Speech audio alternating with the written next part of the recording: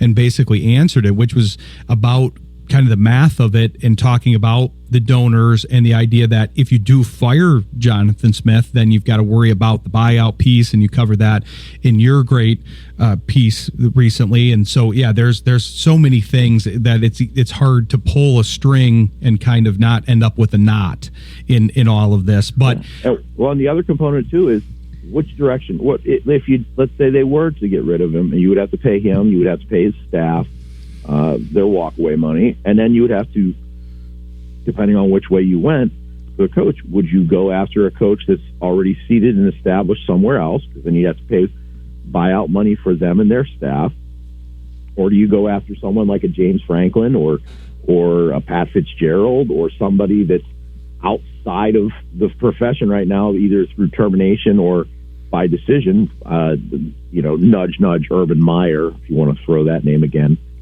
against the wall like some did. But the reality, I mean, then you wouldn't have to pay a buyout for them, but still, they're going to have coaches that they want to get that you're going to have to go pay buyout numbers for. So it's, there's a lot of money. And I think the quiet part that nobody wants to really address here, that, as a fiscal leader, J-Bat has to understand that until something is adjudicated with Mel Tucker, you're still, until it is said and done, you still have that there of $80+ million that you might owe.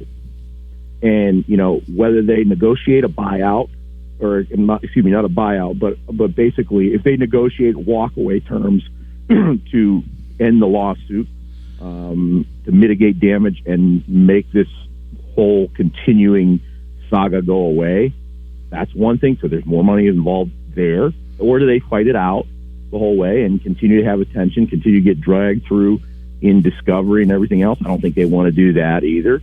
So there's a lot of components that, even to Jonathan Smith, have nothing to do with him, but everything to do with his job security.